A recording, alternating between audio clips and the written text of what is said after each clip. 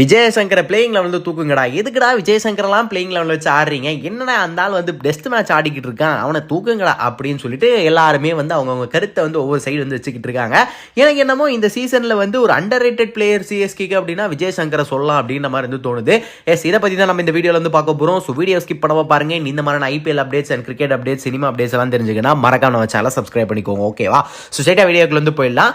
என்னதான்ப்பா நீ சொல்ல வர, கொஞ்சம் தெளிவாக சொல்லு அப்படின்னு கேட்டிங்கன்னா சொல்ல வரேன். நம்ம ஆக்ஷனில் விஜயசங்கர் எடுக்கும் போதே வந்து நம்மலாம் வந்து கொஞ்சம் சர்ப்ரைஸ் ஆகிருப்போம். என்ன விஜயசங்கர் எடுத்திருக்காங்க, ஓகே மேபி இந்த ரீசெண்ட் இயர்ஸில் அந்த குஜராத் டைட்டன்ஸுக்கு வந்து கொஞ்சம் நல்லா பர்ஃபார்மன்ஸ் எல்லாம் பண்ணோன்னே எடுத்துகிட்டு வந்திருக்காங்க போல. சிஎஸ்கேக்கு ஒரு நல்ல பிக் அப்படின்னு தான் வந்து பார்த்தோம். அண்ட் ஐபிஎல் ஆரம்பிக்கிறதுக்கு முன்னாடியே வந்து பார்த்தீங்கன்னா இந்த டொமஸ்டிக் சைட்லலாம் வந்து ஹர்திக் பாண்டியா விஜயசங்கர்லாம் ஆடும்போது ஹர்திக் பாண்டியா வந்து பவுல் பண்ணும்போது தான் ஹர்திக் பாண்டியாவோட பால்ஸை வந்து விஜயசங்கர் 6 அடிச்சாரு. அந்த மாதிரியான வீடியோஸ் சின்ன சின்ன கிளிப்பிங்ஸ் எல்லாமே வந்து நம்ம பார்த்தோம். ஸோ ஐபிஎல் ஆரம்பிச்ச உடனே என்ன ஆச்சு அப்படின்னு பார்த்தீங்கன்னா எடுத்தோடனே விஜயசங்கருக்கு வந்து ஆப்பர்ச்சுனிட்டி வந்து கொடுக்கல. தீபக் ஹூடா வந்து எடுத்துட்டு வந்தாங்க. அண்ட் செகண்ட் மேட்ச் வந்து பேக் பண்ணாங்க. அதுக்கப்புறமும் வந்து செட் ஆகல, இல்ல தீபக் ஹூடாவுக்கு ஃபார்மே இல்லை அப்படின்னு என்ன பண்ணாங்கன்னா, சரி ஓகேப்பா நம்ம இந்த ஒரு விஷயத்த வந்து விஜயசங்கர் வந்து கொடுப்போம். ஏன்னா விஜயசங்கர் ஃபீல்டிங் நல்லா பண்ணுவாரு.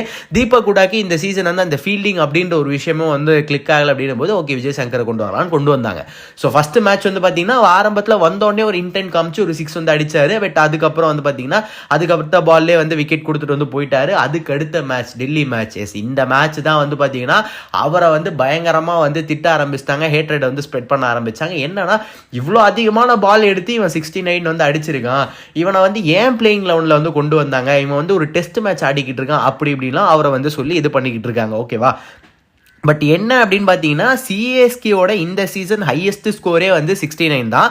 அதுவும் விஜயசங்கர் அடித்தது தான். இப்போ என்ன விஷயம் அப்படின்னு கேட்டிங்கன்னா, விஜயசங்கர் யார் அப்படின்னு பார்த்தீங்கன்னா விஜயசங்கர் வந்து ஆல்ரவுண்டர். அவரால் வந்து பேஸ் பவுலிங் பண்ண முடியும். அண்ட் அதே மாதிரி ஒரு மிடில் ஆர்டர் பேட்டர். ஓகேவா? ஸோ மிடில் ஆர்டரில் அவருடைய ரோல் என்ன அப்படின்னு இன்னும் ஸ்பெசிஃபிக்காக பார்த்தீங்க அப்படின்னா he is not a hitter. நம்ம வந்து அவர் வந்து ஒரு ஹிட்டராக வந்து பார்த்து அவர் வந்து இப்படி தான் அடிக்கணும் அப்படின்ற மாதிரிலாம் நம்ம ஃபிக்ஸ் பண்ணிக்கிறோம். பட் அவர் எந்த மாதிரியான பிளேயர் அப்படின்னு பார்த்தீங்கன்னா அந்த மிடில் ஓவர்ஸில் வந்து அந்த ஒரு ஸ்ட்ரைக்கை ரொட்டேட் பண்ணி அந்த சின்ன சின்ன ஒரு 1 2 அந்த மாதிரி ரன்ஸ் அடித்து கொஞ்சம் செட் ஆனதுக்கு அப்புறம் தேவையான நேரத்தில், அங்கேயும் தேவையான இடத்துல தான் சொல்லுவேன், தூக்கி தூக்கி அடிப்பாருலாம் சொல்ல, தேவையான இடத்துல ஓகே இந்த இடத்துல ஒரு பவுண்டரி கொடுத்து தான் ஆகணும், அப்போ தான் டீமை வந்து கொஞ்சம் ஆக்டிவாக எடுத்துகிட்டு போக முடியும்னா அங்கே பவுண்டரி அந்த மாதிரி கொடுத்து அதுக்கப்புறம் தான் அப்படி வந்து அவரோட கேம் பிளே வந்து எடுத்துகிட்டு போவார். அண்ட் செட் ஆகிட்டாருன்னா நல்லா ஆடக்கூடிய ஒரு பிளேயர் தான், ஒரு நல்ல ஒரு ஃபினிஷர் அப்படின்னு கூட சொல்லலாம். பட் எக்ஸ்ட்ரீமாக வந்து ரேட் பண்ண மாட்டேன். அண்ட் அவருடைய ஆவரேஜே வந்து ஐபிஎல் நீங்கள் பார்த்தீங்க அப்படின்னா 26 சம்திங் என்னமோ தான். அண்ட் அவரோட ஸ்ட்ரைக் ரேட் பார்த்தீங்க அப்படின்னா 129 ஏதோ வரும் ஐபிஎல் ஓவராலாகவே. அண்ட் ரன்ஸ் ஐபிஎல் இதுவரை 1233 ரன்ஸ் வந்து அடிச்சிருக்காரு. அதாவது இப்போ முந்தா நேற்று நடந்த மேட்ச் வரையுமே வந்து இதுதான் அவருடைய ஸ்டாட்ஸாக இருக்கு. ஓகேவா? பட் நீங்கள் சிஎஸ்கேக்காக இந்த சீசன் என்ன பண்ணியிருக்காரு அப்படின்னு பார்த்தீங்கன்னா அவருடைய ஆவரேஜ் வந்து 39 வந்து வச்சிருக்காரு. அண்ட் 6 வந்து பார்த்தீங்கன்னா 3 6 அடிச்சிருக்காரு, ஒரு 8 4 வந்து அடிச்சிருக்காரு. ஓகேவா? என்னை பொறுத்தவரையும் நம்ம வந்து நிறைய பிளேயர்ஸை வந்து பேசிக்கிட்டு இருக்கோம். ஒரு சிவம் டூபே, ரவீந்திர ஜடேஜா இவங்கெல்லாம் வந்து ஃபார்ம்ல இல்லை அப்படி இப்படின்னு வந்து பேசிக்கிட்டு இருக்கோம். பட் இந்த ஃபார்மில் இவங்கெல்லாம் இல்லை, ஆனால் டக்குன்னு விக்கெட்டை கொடுத்துட்டு போகிறாங்க. டாப் ஆர்டர்ஸும் வந்து இந்த சீசன் வந்து கிளிக் ஆகலை. இப்போ யங்ஸ்டர்ஸ் எல்லாம் ட்ரை பண்ணிக்கிட்டு இருக்காங்க அப்படின்னு போது அந்த இடத்துல விஜயசங்கர் அவருடைய கேம் பிளே வந்து ப்ராப்பராக வந்து கொண்டு போகிறாருன்னு தான் எனக்கு தோணுது. ஏன்னா நீங்கள் திடீர்னு வந்து அவருக்கு ப்ரெஷர் போட்டு டக்குன்னு மேலே போய் ஆட சொல்கிறீங்க. விஜயசங்கர் வந்து டக்குன்னு அந்த டாப் ஆர்டரில் வந்து டக்குன்னு விக்கெட் விழுந்தோடனே அங்கே ஒரு ஸ்டெபிலிட்டியாக எடுத்துகிட்டு போகிற ஒரு பிளேயரும் கிடையாது. மிடில் ஓவர்ஸில் ஓரளவுக்கு ஓகே எனக்கு செட் ஆக இந்த மாதிரியான பொசிஷன் அப்படின்னா அந்த இடத்துல வர பிளேயர் தான். ஸோ இப்போ என்னன்னா விஜயசங்கர் கிட்ட ஒரு சில ஃப்ளாஸ் எல்லாம் இருக்குது. ஓகே அக்செப்ட் பண்ணிக்கிறேன். ஏன்னா அந்த ஃபஸ்ட்டு ஒரு சில விக்கெட்ஸ் எல்லாம் விழுந்தோடனே இவராச்சும் ஒரு இன்டென்ட் காமிக்கணும்ல, ஆடுறாரு ஆடலன்ற தாண்டி ஒரு இன்டென்ட் காமிக்கணும்னா என்ன பொறுத்தவரை அவர் இன்டென்ட் வந்து காமிச்சார். எங்கெங்கே வந்து எந்த மாதிரியான ஒரு ஷாட்ஸ் வந்து ஆட முடியுமோ அதெல்லாமே ஆடினாரு. அவர் நிறைய அவருக்கு வந்து கேட்ச் ட்ராப்ஸ் வந்து இந்த சீசன் இருந்தது. அவர் அடித்த நிறைய பால்ஸ் வந்து கேட்சாக மாறி இருக்கணும். பட் அவருக்கு நல்ல லக் இருந்ததுனால அது வந்து மாறல. பட் இப்போ அந்த கேட்ச் போகுது அப்படின்னா அந்த ஒரு இன்டென்ட் காமிக்கணும், அதுவும் காமிச்சாரு. ஓகே இதுக்கப்புறமும் ரன்ஸ் வரல, பால் பேட்ல பட மாட்டேங்குது, விஜயசங்கருக்கு ஆட தெரியல அப்படின்னா நான் என்ன கேட்பேன் அப்படின்னா ஓகே ஃபைன். ஆனால் நமக்கு விஜயசங்கர் இந்த மாதிரியான ஒரு பிளேயர் தான் தெரியும். ஏங்க அவர் இந்தியாக்கே வந்து 25 தாங்க வந்து அவர் வந்து அவரோட ஆவரேஜாகவே வச்சிருக்காரு. அண்ட் ஓவரால் ஸ்கோருமே வந்து பார்த்தீங்கன்னா பெருசாக வந்து கிடையாது. ஓகேவா? ஸோ இந்தியாக்கே ஒரு பிளேயர் வந்து ஒரு 25 தான் ஆவரேஜாக வச்சிருக்காரு அப்படின்னும் போது நம்ம வந்து அதுக்கேற்ற மாதிரியான ஒரு ஆப்ஷனில் ஒரு பை பண்ணியிருக்கணும். ஓகே நான் வந்து வந்து எனக்கு இந்த மாதிரியான ஒரு மிடில் ஆர்டரில் எனக்கு இந்த ஒரு பர்சன் வந்து தேவை அப்படின்னு விஜய் சங்கர் வந்து கொண்டு வந்தாங்க. அதுக்கேற்ற மாதிரி வந்து ஒரு தீபக் கூட அளவுக்கு நம்ம ஒரு எக்ஸ்பெக்டேஷன் வைக்கலனாலும் ஓரளவுக்கு வச்ச எக்ஸ்பெக்டேஷனுக்கு ஓகேவா பெர்ஃபார்ம் பண்ணுறாருன்னு தான் வந்து சொல்லுவேன். அண்ட் ஃபீல்டிங் என்னமா ஃபீல்டிங் பண்ணுறாரு.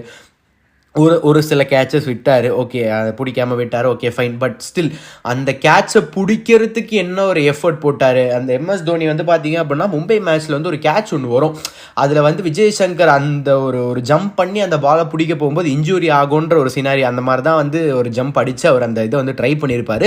பாலை பிடிக்கல, பட் ஸ்டில் அந்த ஒரு ஆக்டிவாக அந்த ஒரு ஃபீல் பண்ணுறதுல வந்து எனக்கு தெரிஞ்சு அங்கேயும் வந்து நல்லா தான் பண்ணுறாரு. டீமுக்கு தேவை அப்படின்னா அங்கே வந்து ஒரு ட்ரை பண்ணுறாரு, அந்த ட்ரையும் வந்து அவர்கிட்ட இருக்குது. இந்த சீசனில் அடித்த அந்த ஒரு 69 இருக்குல்ல, அதுதான் IPL அவர் அடித்ததுலேயே வந்து எனக்கு தெரிஞ்சு ஒரு பெரிய ஒரு ரன் அப்படின்னு சொல்லுவேன். ஏன்னா எனக்கு தெரிஞ்சு இல்லை, ஸ்டாட்ஸுமே அதுதான் சொல்லுது. IPL அவர் அடித்த ஹையஸ்ட் ஸ்கோரே 69 தான். ஸோ இப்படி இருக்க ஒரு பிளேயரை நம்ம டீமுக்குள்ளே எடுத்துகிட்டு வந்து நம்ம ஒரு எக்ஸ்பெக்டேஷனில் நீ இப்படி தான் ஆடணும்னு சொல்கிறது எந்த வகையில் கரெக்ட் அப்படின்னு தெரியல. என்னை பொறுத்தவரையும் இந்த சீசன் கொஞ்சம் ஸ்டேபிளாக அந்த ஒரு ஃபீல்டிங்கில் ஓரளவுக்கு ஓகே, அண்ட் அதே மாதிரி அந்த ஒரு பேட்டிங்கில் ஓரளவுக்கு பார்த்து எங்கெங்கே என்னென்ன பண்ணணும் அப்படின்றது பார்த்து ஆடுறதுல எல்லாத்துலேயுமே வந்து பார்த்தீங்கன்னா விஜய் சங்கர் அவரோட ரோலை வந்து கரெக்டாக பண்ணுறாரு. நம்ம டக்குன்னு வந்து மேலே வந்து விக்கெட் விழுந்தோடனே இங்கே வந்து நீ ஆடு, இங்கே திடீர்னு லோவர் தி ஆர்டர் போய் ஆடு அப்படிலாம் வந்து சொல்லி அவரோட கேம் பிளே வந்து நம்ம மாற்ற முடியாது. CSK இதுதான் அவர் பண்ணணும்னு எடுத்திருக்காங்க, அதை வந்து அவர் பண்ணியிருக்காரு. பட் நம்ம என்னமோ வந்து அவர் ரொம்ப வந்து இது பண்ணுறோன்னு தோணுது. ஏன்னா ராகுல் திரிபாட்டி, தீபக் கூட ஓகே, அவங்களாம் நீங்கள் பாருங்கள் அவங்க இந்த சீசன் எப்படி ஆடி இருக்காங்கன்ட்டு வந்த ஒரு 10 நிமிஷத்தில் உள்ளே போயிடுவாங்க, ஓகேவா? அதுதான் வந்து அவங்களோட இதுவாக இருக்குது. But Vijay Shankar test match ஆடி தான் ஆகணும். நீங்கள் டெல்லி மேட்ச்சில் வந்து விஜய் சங்கர் டெஸ்ட் மேட்ச் ஆடலை அப்படின்னா விக்கெட்டை கொடுத்துட்டு இல்லை ஒரு ரிட்டையர் அவுட் ஆகிட்டு போனாலும் உங்களுக்கு மேட்ச் வந்து கொல்கட்டா மேட்ச் மாதிரி ஆகி ரன்ஸ் வந்து கம்மியாக இருக்கும். ஸோ அதை தான் என்ன சொல்ல வரேன் அப்படின்னா நம்ம தான் வந்து அதுக்கான ஒரு ரெஸ்பான்சிபிலிட்டி எடுத்துக்கணும். ஆஸ் ஒரு CSK ஃபேன்ஸோ இல்லை ஒரு CSKவோட ஒரு மேனேஜ்மெண்ட் தான் வந்து ஓகே விஜய் சங்கர் வந்து நம்ம இப்படி பண்ணக்கூடாது அப்படின்ற மாதிரி இது பண்ணோம். ஏன்னா இவர் இப்படிப்பட்ட பிளேயர்னு தெரிஞ்சதுக்கப்புறம் தானே எடுத்தோம். ஸோ அவரை வந்து நம்ம குறை சொல்கிறத விட்டுட்டு டீமில் அடுத்து என்னென்ன மாதிரியான விஷயங்களை கிரிட்டிசைஸ் பண்ணலாம் அப்படின்றத பார்த்து வந்து போவோம். எனக்கு தெரிஞ்சு இந்த சீசன் வந்து கொஞ்சம் அண்டர் ரேட்டட் தாங்க. உடனே வந்து நான் ஏதோ இவருக்கு PR அப்படின்லாம் வந்து நினச்சிக்காதீங்க, நான் அந்த மாதிரிலாம் கிடையாது. பட் ஸ்டில் எனக்கு என்னமோ வந்து இந்த சீசன் இந்த மாதிரியான விஷயங்கள் வந்து அட்ரஸ் பண்ணணுன்ற ஒரு இது வந்து இந்த டெல்லி மேட்ச் அப்போவே தோணுச்சு. பட் ஸ்டில் இன்னுமே வந்து பார்த்தீங்கன்னா சொல்கிறவங்கலாம் வந்து ராகுல் திரிபாத்தி, தீபக் கூட, விஜய் சங்கர் 3 பேரையும் தூக்குங்கன்னு. எனக்கு தெரிஞ்சு அவருக்கு கொடுக்குற அமௌண்ட்டுக்கு அவரோட எக்ஸ்பெக்டேஷன் நம்ம ஒரு இது அவரோட கேம் பிளே எல்லாமே கரெக்டாக தான் போகுது. மேட்ச் வந்து மாறிக்கிட்டே இருக்கும். ஏங்க நீங்கள் சிவம் டூபே, ரவீந்திர ஜடேஜானாலே வந்து பெருசாக வந்து பண்ண முடியல. அவங்களே ரீசெண்டாக அந்த மும்பை மேட்ச் மும்பையில் நடந்ததில் அதுலேயே வந்து டெஸ்ட் மேட்ச் மாதிரி ஆடி கடைசி தான் அடிக்க ஆரம்பித்தாங்க. ஸோ அவங்க பெரிய பிளேயர்ஸ், நீங்கள் அவங்களே வந்து இது பண்ணுறீங்க அப்படின்னா விஜய் சங்கர்லாம் வந்து பார்த்தீங்கன்னா பெரிய இன்டர்நேஷ்னல் கிரிக்கெட்டர்லாம் கிடையாது. அவர் ஆடி இருக்கார் இந்தியாவுக்காக, பட் இப்போ அந்த ஒரு இதெல்லாம் கிடையாது. அவர் கொஞ்சம் மாறிட்டு தான் இருக்கார். But still okay fine. எனக்கு தெரிஞ்சு அவரை வந்து நம்ம ரொம்ப வந்து ஹேட்ரட் அவருக்கு வந்து ஸ்ப்ரெட் பண்ண வேண்டாம்னு நினைக்கிறேன். ஓகே, இதை பற்றி நீங்கள் என்ன நினைக்கிறீங்க அப்படின்ற உங்கள் கருத்துக்களை மறக்காம கமெண்ட் செக்ஷனில் கமெண்ட் பண்ணுங்கள். நான் ரொம்ப வந்து இதை பற்றி பேசிட்டேன்னு நினைக்கிறேன். அடுத்து எந்த மாதிரியான வீடியோஸ் வந்து ஃபோக்கஸ் பண்ணோம் அப்படின்றத பார்ப்போம். அண்ட் மறக்காம நம்ம சேனலை சப்ஸ்கிரைப் பண்ணிக்கோங்க.